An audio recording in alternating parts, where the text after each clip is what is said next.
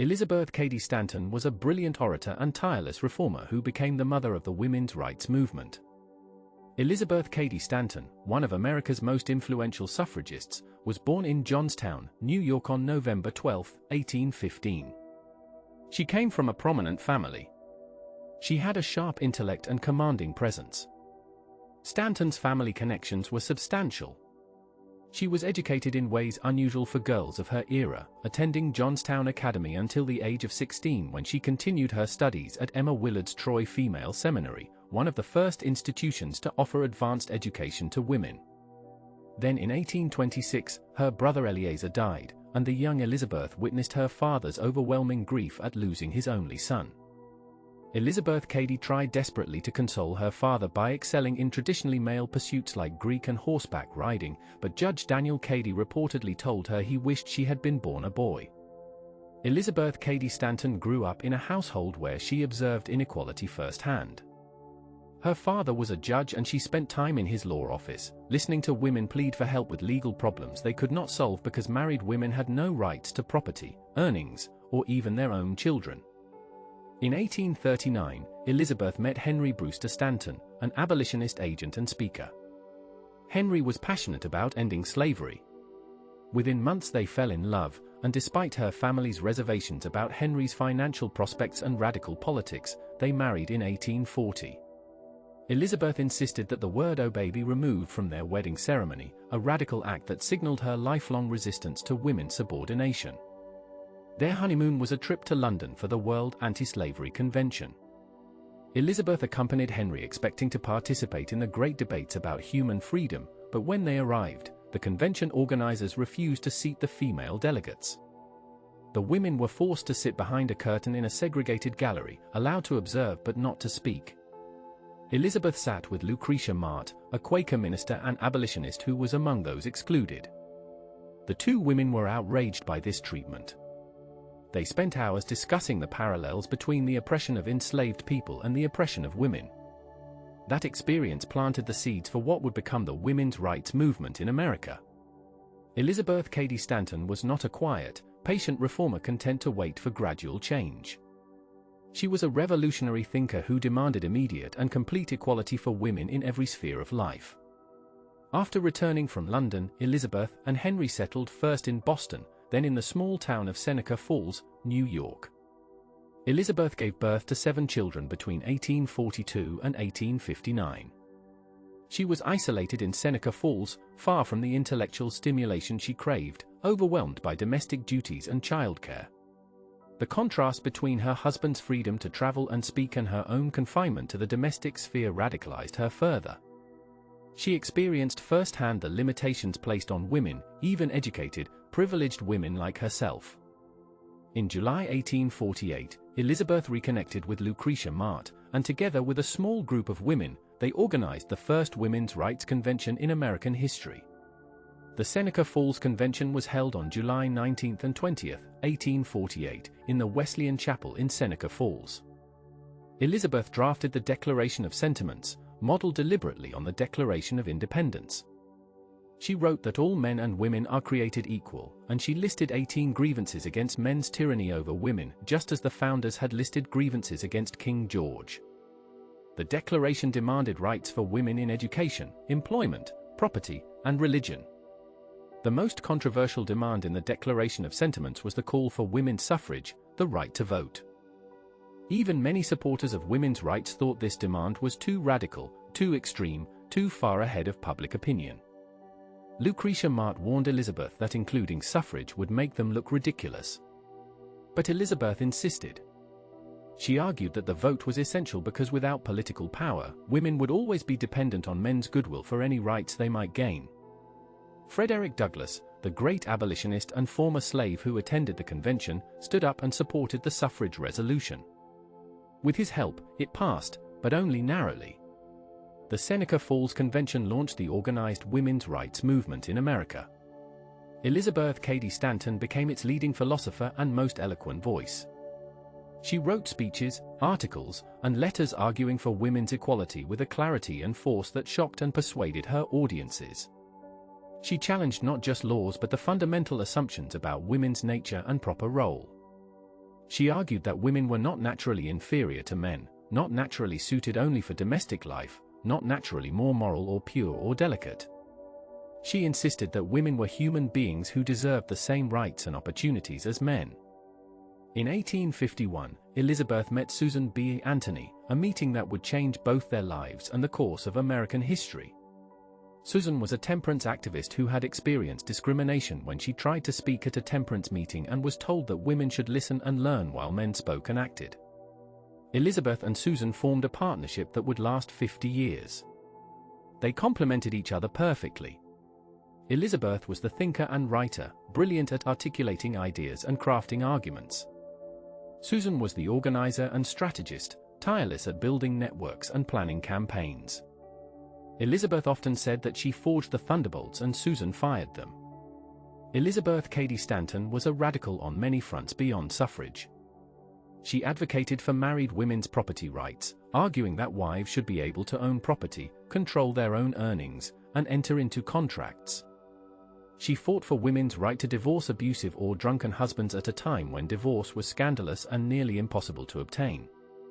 She demanded that women have access to higher education and professional careers. She called for dress reform, arguing that the corsets and heavy skirts women were forced to wear were instruments of oppression that restricted their movement and damaged their health. She even wore the bloomer costume for a time, a radical outfit featuring loose trousers under a short skirt, though she eventually abandoned it because the ridicule it provoked distracted from her message. The 1850s were years of intense activism for Elizabeth. She wrote constantly, producing speeches and articles for the women's rights movement. She spoke at conventions across New York State and beyond, though her domestic responsibilities often kept her home while Susan traveled and delivered the speeches Elizabeth had written. She lobbied the New York State legislature, and in 1854 she delivered a powerful address to the legislators arguing for women's rights. She told them that women were taxed without representation, governed without consent, and tried without a jury of their peers. She demanded that they reform the laws that treated married women as legal nonentities. The women's rights movement gained momentum in the 1850s, but it was interrupted by the Civil War.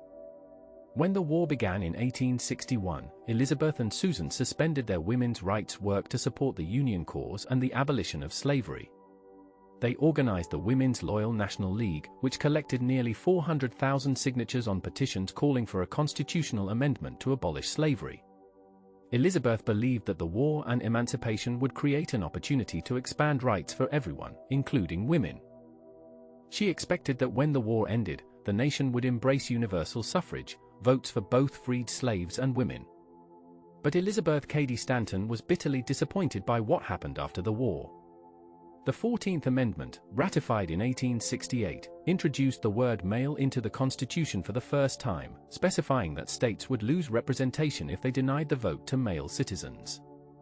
The 15th Amendment, ratified in 1870, prohibited denying the vote based on race, color, or previous condition of servitude, but it said nothing about sex. Elizabeth and Susan were outraged. Their former allies in the abolitionist movement told them it was the Negro's hour, that women would have to wait. Frederick Douglass, who had supported women's suffrage at Seneca Falls, now argued that black men's need for the vote was more urgent than women's. Elizabeth refused to wait. She refused to subordinate women's rights to any other cause. She opposed the 15th Amendment because it did not include women, a position that cost her many friendships and created a lasting split in the reform community. Some of her rhetoric during this period was racist and elitist. She argued that educated white women should not be subordinate to ignorant black men or immigrant men. She appealed to prejudice to make her case, suggesting that women's votes would counterbalance the votes of undesirable men. These arguments were strategic but also revealed the limitations of her vision. Elizabeth Cady Stanton fought for women's rights, but she did not always fight for all women equally. In 1869, Elizabeth and Susan founded the National Woman Suffrage Association, which focused exclusively on women's rights and demanded a federal constitutional amendment for women's suffrage. A rival organization, the American Woman Suffrage Association, was formed by Lucy Stone and others who had supported the 15th Amendment and who believed in working state by state for suffrage rather than pursuing a federal amendment. The split weakened the movement for 20 years until the two organizations merged in 1890. Elizabeth Cady Stanton continued to push boundaries throughout the 1870s and 1880s. She went on speaking tours across the country, traveling to California and back by train, delivering lectures on women's rights, marriage, divorce, and social reform. She was a compelling speaker with a gift for humor and storytelling. Audiences came to hear her even when they disagreed with her. She had a way of making radical ideas seem reasonable, of making people question assumptions they had never thought to examine. She spoke about the need for women to develop their individual talents, to be more than wives and mothers, to claim their full humanity. In the 1880s, Elizabeth worked with Susan and Matilda Jocelyn Gage on the history of women's suffrage, a massive documentary history of the movement. The project took years and produced thousands of pages recording speeches, conventions, and campaigns. Elizabeth wanted to ensure that the work of the women's rights pioneers would not be forgotten, that future generations would know what had been sacrificed and accomplished. She wrote much of the narrative herself, shaping the story of the movement and her own central role in it. But Elizabeth Cady Stanton's most controversial work came late in her life. In the 1890s, she began work on the Woman's Bible, a commentary on the passages of the Bible that mentioned women. Elizabeth believed that religion was the greatest obstacle to women's equality. She argued that as long as people believed that God had ordained women's subordination, that the Bible commanded wives to obey their husbands and women to keep silent in churches, the fight for women's rights would be hobbled. She wanted to challenge the religious arguments against women's equality by offering feminist interpretations of Scripture. The Woman's Bible was published in two parts in 1895 and 1898. Elizabeth wrote many of the commentaries herself, analyzing biblical passages and arguing that they had been mistranslated and misinterpreted by men to justify male dominance. She questioned the divine inspiration of Scripture, suggesting that the Bible was a human document that reflected the prejudices of its authors. She used wit and sarcasm to puncture the authority of biblical texts that demeaned women. The book was a bestseller, but it was also deeply controversial. Religious leaders denounced it. Many suffragists distanced themselves from it, fearing it would hurt the cause by alienating religious supporters. In 1896, the National American Woman Suffrage Association, which Elizabeth had served as president from 1890 to 1892, passed a resolution disavowing any connection with the Woman's Bible. Susan B. Anthony tried to prevent the vote, arguing that the organization should not censure Elizabeth's personal views, but she was overruled. Elizabeth was hurt by the repudiation but not silenced. She continued to argue that women needed to free themselves from religious dogma as well as legal restrictions. She believed that true freedom required intellectual and spiritual independence, not just the right to vote. Elizabeth Cady Stanton spent her final years writing and reflecting. She published her autobiography, 80 Years and More, in 1898, a lively and engaging account of her life and work. She continued to write articles on women's rights, education, and social reform. Her eyesight was failing and she was increasingly confined to her home in New York City, but her mind remained sharp. She corresponded with friends and allies around the world. She followed the progress of the suffrage movement, frustrated that the vote had still not been won but confident that it eventually would be. Elizabeth Cady Stanton lived long enough to see significant changes in women's status. By the time of her death, women had won the right to attend colleges and universities, to enter professions, to control their own property and earnings in most states. Women were organizing, speaking, writing, and leading reform movements. The suffrage movement had become a mass movement with organizations in every state. But women still could not vote in national elections. Elizabeth would not live to see the 19th Amendment ratified in 1920, 18 years after her death. On October 26, 1902, Elizabeth Cady Stanton died at her home in New York City. She was 86 years old. She died surrounded by family, her mind active until nearly the end. When she died, she left behind a legacy of radical thought and tireless activism. She had challenged every assumption about women's proper place. She had demanded equality in law, in education, in marriage, in politics, and in religion. She had inspired generations of women to claim their rights and to refuse to accept subordination. Elizabeth Cady Stanton was a complex figure, brilliant and flawed, visionary and limited by her own privileges and prejudices. She fought passionately for women's rights but sometimes failed to recognize how race and class shaped women's experiences differently. She was willing to use racist and elitist arguments when she thought they would advance the cause of suffrage. She alienated potential allies with her attacks on religion and her refusal to compromise on principle. But she was also fearless, intellectually honest, and uncompromising in her demand for full equality. Stanton understood that winning the vote was important but not sufficient. She believed that women needed to transform their consciousness, to stop accepting the idea that they were inferior or that their only purpose was to serve men and children. She wanted women to develop their talents, to think for themselves, to claim authority over their own lives. She argued that women's emancipation required not just legal and political changes but a revolution in ideas, in culture, in the most intimate relationships between men and women.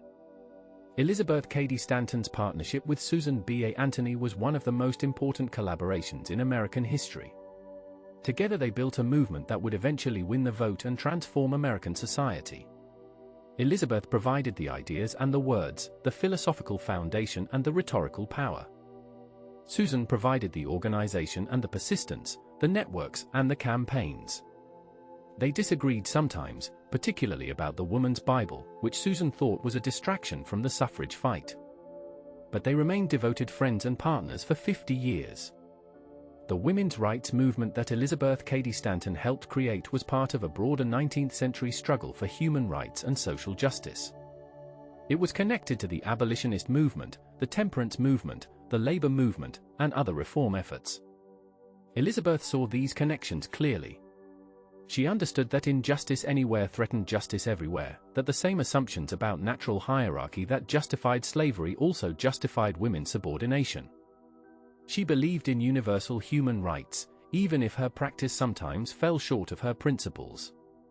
Elizabeth Cady Stanton's writings remain powerful today. Her speeches and essays are models of clear thinking and persuasive argument. She had a gift for taking complex ideas and making them accessible, for using concrete examples and vivid language to illustrate abstract principles. She could be witty and sarcastic, tender and passionate, coolly logical and emotionally compelling. She wrote about women's daily experiences, about the frustrations of being treated as inferior, about the waste of women's talents and potential. She made the personal political long before that phrase was coined. Stanton's legacy is visible everywhere in modern America. Women vote, hold office, attend universities, work in every profession, control their own property, divorce abusive spouses, and claim authority over their own bodies and lives. These rights were not given freely. They were won through decades of organizing, speaking, writing, lobbying, and demonstrating. Elizabeth Cady Stanton was present at the creation of that movement. She provided its intellectual foundation and much of its moral force. She insisted that women were fully human and deserved to be treated as such. But the work Elizabeth Cady Stanton began is not finished. Women still face discrimination and violence. They are still underrepresented in positions of power. They still do most of the unpaid care work that makes society function. They still struggle to balance work and family in ways that men rarely have to. The wage gap persists. Reproductive rights are contested. The culture still sends messages about women's proper roles and limits. Elizabeth would recognize these problems. She would not be surprised that winning the vote did not solve everything. She always understood that legal equality was necessary but not sufficient, that changing laws was easier than changing minds and hearts. Elizabeth Cady Stanton was even in death a revolutionary figure. She had lived to see the movement she founded grow from a small gathering in a chapel in Seneca Falls to a nationwide crusade. She had seen women claim rights that had been unimaginable when she was young. She had contributed more than perhaps any other single person to changing ideas about women's nature and capabilities. She had insisted on women's full humanity at a time when that was a radical claim. She had refused to be patient, to wait for gradual change, to accept that women's rights should be subordinated to any other cause. She had been willing to be unpopular, to be ridiculed, to be denounced, because she believed in the justice of her cause. Elizabeth Cady Stanton was a founder, a philosopher, a revolutionary, and the mother of the women's rights movement in America.